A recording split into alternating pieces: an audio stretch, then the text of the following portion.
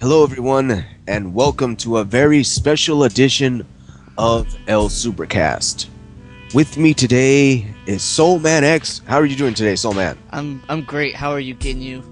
I am doing quite well. And also, a very special guest has returned. That's right, Jackey, also known as Debbie from Manos Hands of Fate, is back with us in El Supercast. How are you doing today, Jackey? I'm doing great, thank you. So, on this day, I recently became aware of something I had no idea about. Even though I saw the video in question, until I had the opportunity to see it with Aaron, I had no idea that I was credited in this thing. Yeah, isn't that great?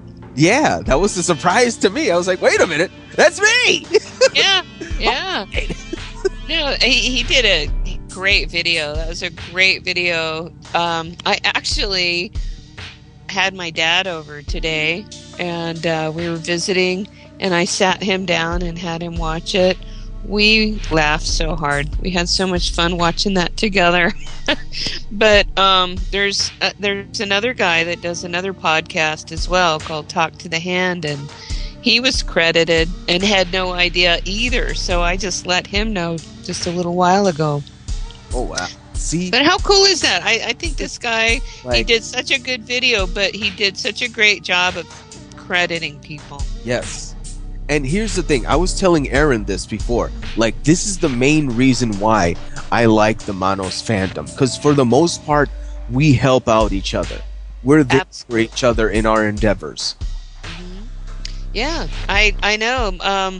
When this whole thing first started taking off, and I talked to my dad about it, he was quite leery. And he's a private man, and he still is. But he was really worried about me putting myself out there. And as we've gone along, I've reassured him that the fans are just amazing people. They're just not what he thought initially. I'll just put it that way. Well, it's interesting because, like, we take it from the aspect of someone who's a private individual, and you just think, oh, it's just a bad movie. Like, what do people really care about a thing that was so horrible? Like, so many things that were bad were also good about this film. It struck a chord with so many people.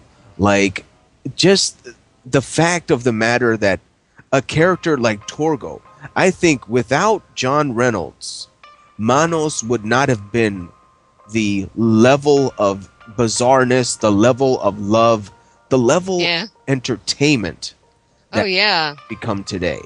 He's such an iconic figure in that film. Yeah. He definitely is. You know, I just wish that he was still alive today and he would have seen that, you know, he was a part of something very good. Yeah. I know. We were just talking today that, gosh, he was only like 25, 26 years old. Mhm. It's too bad. You know, it's really too bad he couldn't have hung on. Torgo made that movie pretty much.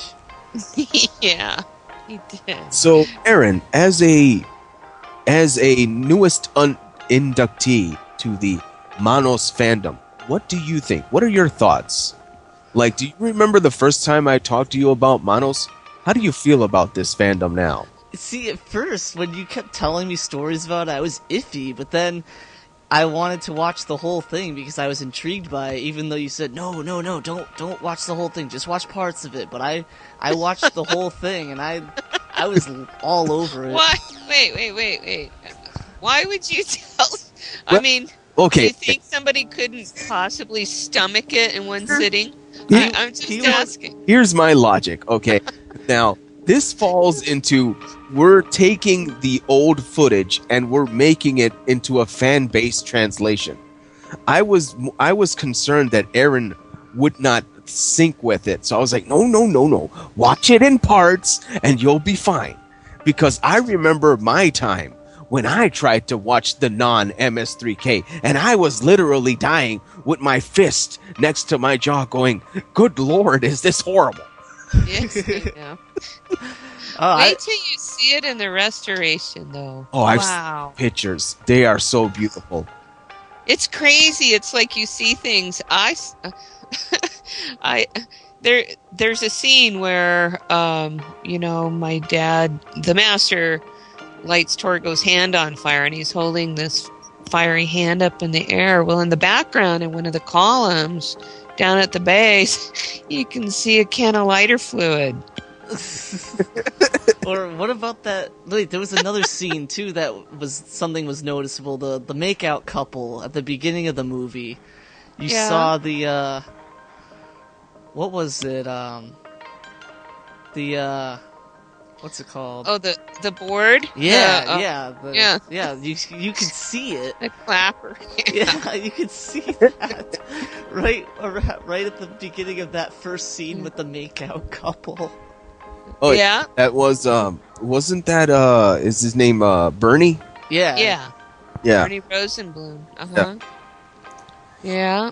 So I think at this point I would like to talk to you about, well, you know about the cosplayers, but yes, I'm learning. From our previous conversation, you have told us that they never get it right.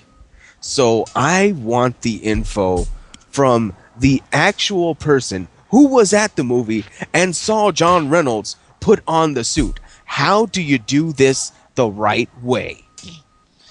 The costume? Yes. Well, I didn't see John Reynolds get dressed, but I sat in my dad's studio and watched him build them. So I know how they're built. Mm-hmm. And so the legs, the rigging, there's just so much things about saying John Reynolds become addicted to painkillers because of the discomfort of the legs, or he was wearing them backwards, and none of that's true. The legs were built with like baling wire. My dad shaped them to the shape that he wanted, and then he put foam inside to cushion John's legs, so there was, cushion between the leg and the metal apparatus. So it was built to fit into these coveralls that he wore. And then the coveralls were out of my dad's closet. My dad was close to 6'3" in those days, and John Reynolds was not very tall at all, somewhere between 5'6" and 5'8". So they were like tan mechanic type overalls, zip up one piece, and that's what he wore. So you have to imagine they were pretty huge on John. Yeah. But then the legs were built to fill out the pant. Yeah. I hope you're taking notes on this, Ginyu. Oh yeah, I am. I'm taking audio and mental notes. Well, I also asked my dad about the Torgo being a satyr, and you have to realize, my dad's quite sharp, there's nothing wrong there, but he is 77, and it's been 46 years. Yep. So, but he does not recall Torgo being a satyr. Mm-hmm. Because there's a lot of that, Torgo, John Reynolds wore, his leather work boots, but nobody recalls him wearing hoofs, or even intended to wear hoofs. Now, what about the hat? Was that something that your father just had lying around, or was that custom order? No, that was my dad's hat. I think it was leather. It was pretty beat up because, he was always out in the desert or working in a studio, welding.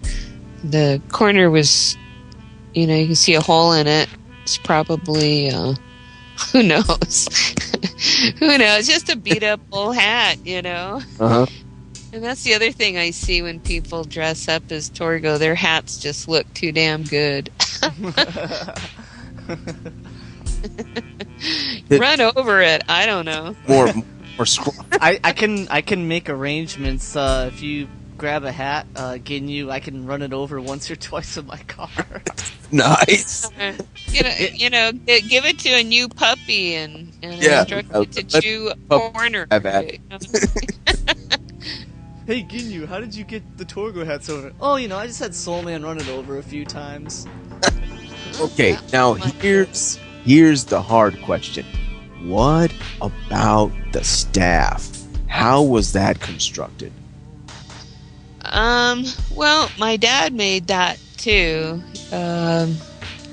You know, from a staff of wood. I don't recall exactly where he got it, or what kind of wood or anything like that. But he was he did a lot of sculpture. All the sculpture in the film was his, all the hands.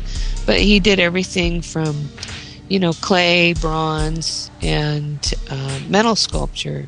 So he had a welding torch and everything. So he made it out of metal, like cut it out of with a torch out of metal. Nice, very nice. And then attached it to the staff somehow. I don't know. Yeah, it definitely looked like it was some kind of metal craftsmanship, some form of metallurgy. As I'm looking at it, in the movie. Well, and the same with the, you know, where the pillars are, the fire pit. Mm-hmm. He has the fire. He made that too, out of metal. Now, Ginyu, with the staff, you might want to find an alternative to the metal part, because some conventions might not let that fly. They might not let that fly. Like I've seen people make it out of foam, out of a form of plastic. Like, I think I'll go with that. Yeah, just make it look metal, and they'll be fine with it at conventions. I was gonna make something similar from a video game character's weapon, but I couldn't make it metal, obviously. Even though there were no sharp edges, I would have to have made foam or something like that for that prop. So I would strongly recommend finding a substitute for the metal for the staff. You could find, get I don't know, a mannequin hand or something, and paint it black and wrap it in wire or something. I don't know. Whatever you have available. Yeah. Yeah. And remember, the fans in the Manos group want to see live videos of Mike and Torgo. Oh, I know. Got to get Mike. I mean, I don't know about movies. I've only been in one movie, and people told me that they only loved me and not you.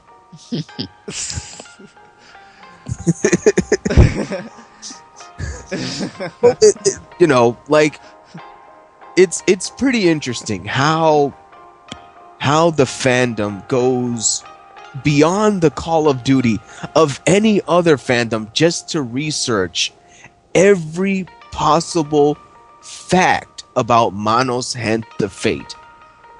It is amazing.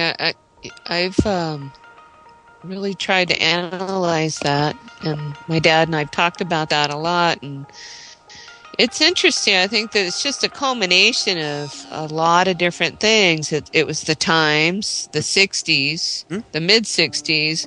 You know, a lot was going on in this country. A lot of change, a lot of revolution and change, and the fact that Hal Warren just decided he was going to do this thing with no experience. You know, there's that can-do attitude that people find very appealing. Yeah. And, there's just a culmination of a lot of different things that make this... and then filmmakers, they love it. People that they want to analyze it and find out everything not to do. Yeah. It's definitely one of those movies where, look, you never want to make a movie like this unless that is your intention. Otherwise, avoid it like the plague. Well, and everybody that did this did it with such earnestness. You know, there was no experience. Yeah. Everybody was experienced in theater, but nobody had any film experience. There was no YouTube or Justin.tv. There was no do-it-yourself. Yep. People weren't even hardly doing home movies. I mean, they were, but... So for this to happen was way before its time in terms of independent filmmaking. So I think that's one of the things that really appeals to people. I think that at this point, I would like to send a open invitation towards anyone who has done a production to do with Manos Hands of Fate. Feel free to contact me on my YouTube channel. And let's talk. Because I want to know about everyone else's Manos endeavors. Because I'm a fan as well. And I like telling other Manos fans about, hey, did you guys know about this? So-and-so did this in this city. And it went really well. Mm-hmm. And I extend that invitation to my YouTube channel as well. And I'd like people to read my blog if they're interested in anything Manos at debbysmanos.blogspot.com.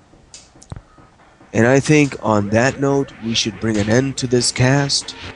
Thank you two so much for participating, and we'll see each other sometime soon. Well, you know you'll see me around because you call me practically every day. Oh yeah, it's true. Thank you for your time, Jackie. Take care. Thank you, Jackie. Too. Thank you. Bye.